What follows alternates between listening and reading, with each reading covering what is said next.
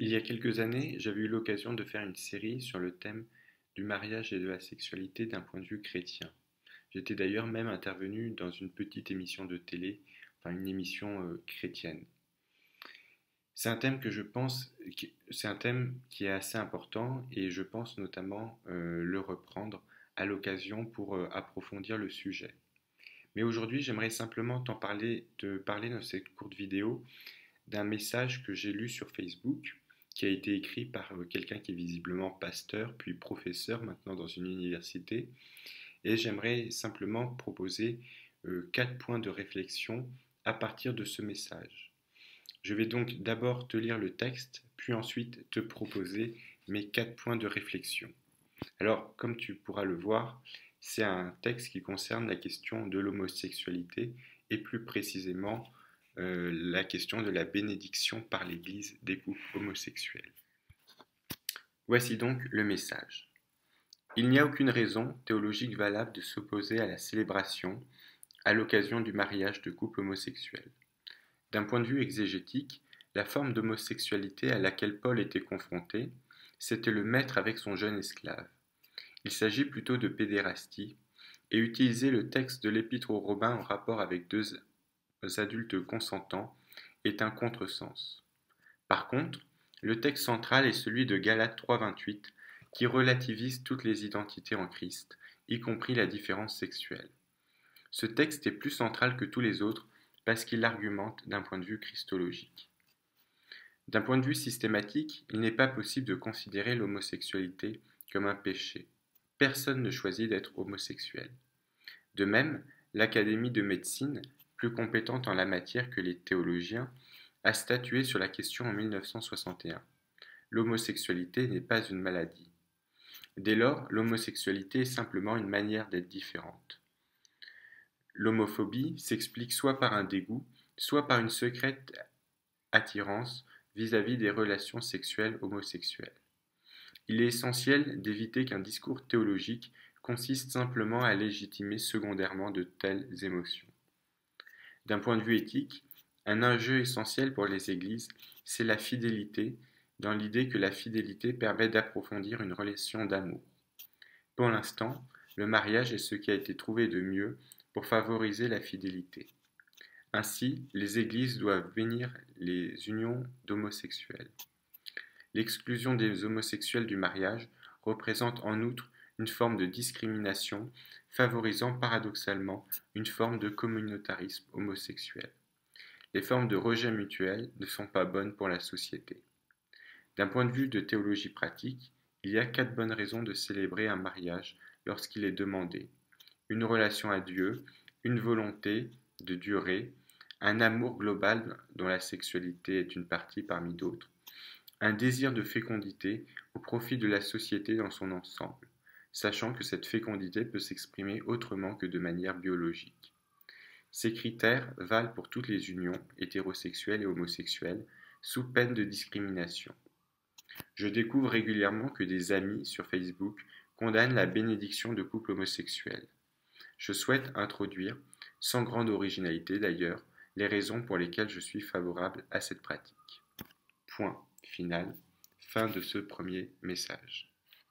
Alors, avant de proposer mes quelques réflexions par rapport à ce texte, j'aimerais préciser que je ne connais pas directement l'auteur, même si on a une soixantaine d'amis en commun sur Facebook, mais j'ai pu voir sur son profil qu'il était pasteur de l'Union des Églises protestantes, enfin qu'il a été pasteur des Unions des Églises protestantes d'Alsace et de Lorraine, et qu'il est maintenant professeur à l'université Ruprecht Karl d'Heidelberg. Alors, ma contribution à cette discussion, puisque c'est le but d'ailleurs de son message, entamer une discussion autour de ce sujet, se fera en 4 points principaux. D'abord, j'évoquerai la question de Paul et de l'homosexualité, puis ensuite la question du péché et du choix, puis la question de l'homosexualité et de la maladie, et enfin je reviendrai sur ces 4 bonnes raisons de célébrer un mariage homosexuel. Alors, premier point, Paul et l'homosexualité. Je cite, d'un point de vue exégétique, la forme d'homosexualité à laquelle Paul était confronté, c'était le maître avec son jeune esclave. Il s'agit plutôt de pédérastie, et utiliser le texte de l'Épître aux Romains en rapport avec deux adultes consentants est un contresens. Alors, avec cette remarque, je suis d'accord sur un point, c'est qu'il est important de toujours replacer un texte dans son contexte historique.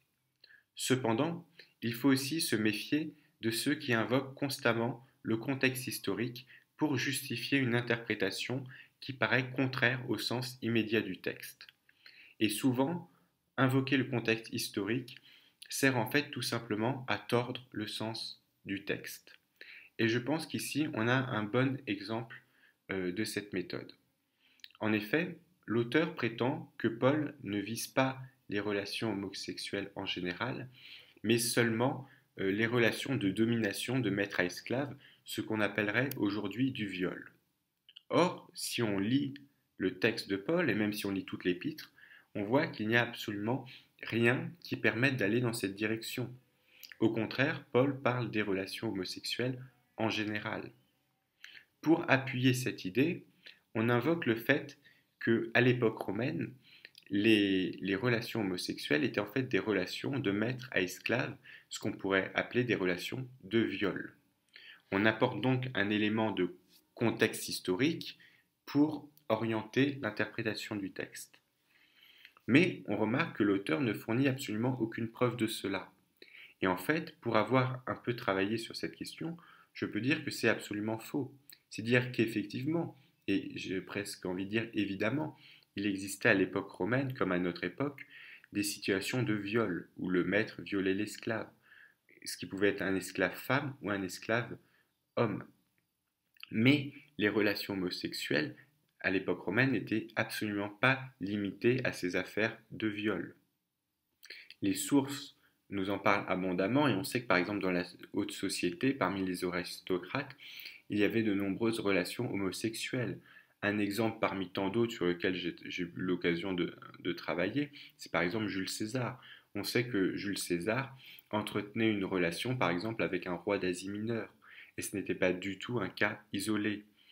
On peut donc dire qu'à l'époque de Paul, les relations homosexuelles au sein de la société romaine n'étaient absolument pas juste des relations de viol ou de domination. Et donc son argument ne tient pas. On peut affirmer que, un, il existait différentes formes de relations homosexuelles, et que deux, rien n'indique que Paul pensait spécifiquement au viol. Et donc on doit déduire de là que l'apôtre Paul est opposé aux relations homosexuelles en tant que telles. Par ailleurs, je suis aussi d'accord avec un second point évoqué par l'auteur, c'est l'importance de la dimension christologique. Mais je pense qu'il oublie le texte principal qui est Éphésiens 5, versets 22 à 33, et que ce texte absolument central conduit dans une toute autre direction que ce qu'il veut dire, que ce que l'auteur veut dire. Mais ça, j'en parlerai dans une autre vidéo, car il me semble que c'est peut-être le texte le plus important concernant la doctrine du mariage et de la sexualité. Le deuxième point sur lequel je voudrais revenir, c'est le lien entre péché et choix. Je cite: d'un point de vue systématique, il n'est pas possible de considérer l'homosexualité comme un péché. Personne ne choisit d'être homosexuel. Si je comprends bien ce que veut dire l'auteur, il lie le péché au choix. Ce qui ne relève pas du choix d'un individu, et on pourrait reformuler ce qu'il dit de cette façon, ce qui ne relève pas du choix d'un individu ne peut pas être considéré comme un péché. Alors, face à cette remarque, j'aimerais souligner 3 points. Tout d'abord, le péché, bibliquement, ne résulte pas forcément d'un choix conscient de l'individu. C'est notre mentalité individualiste qui nous pousse dans cette direction, mais si on examine les textes bibliques, on remarque que le péché est bien plus complexe et bien plus vaste, puisque nous sommes à la fois coupables et victimes du péché. Et d'ailleurs, c'est ce que je développe dans le premier chapitre de mon livre Sauvé par sa vie, lorsque je réfléchis à la définition du péché.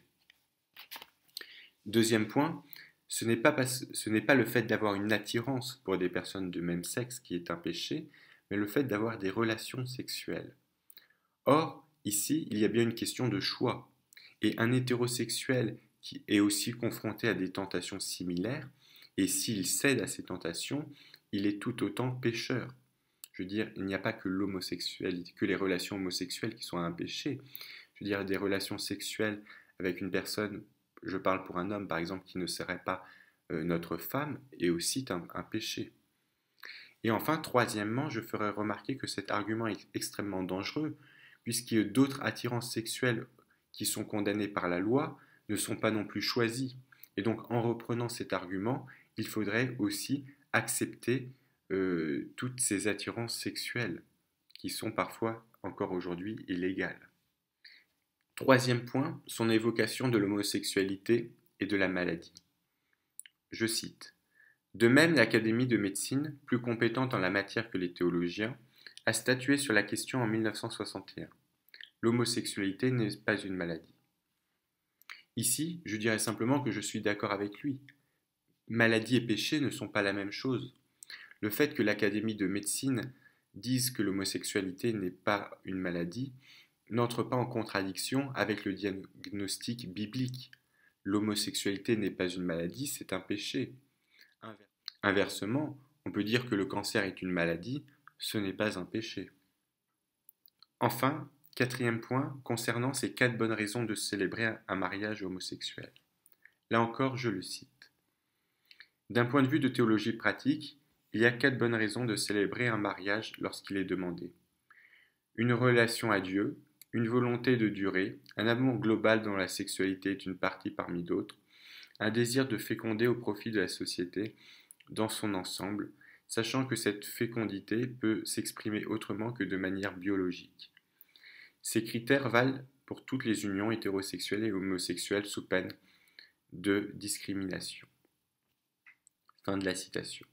Alors tout d'abord, je pense que l'expression mariage homosexuel est une impossibilité par rapport à la définition biblique, et que par conséquent, l'Église ne peut pas bénir de telles unions.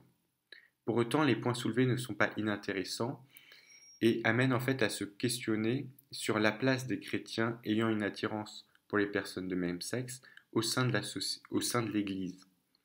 À mon avis, tous les points évoqués, la relation à Dieu, la fidélité, la fécondité non biologique, peuvent aussi être vécus au sein de l'Église locale sans passer par des relations charnelles qui iraient en contradiction avec l'enseignement biblique.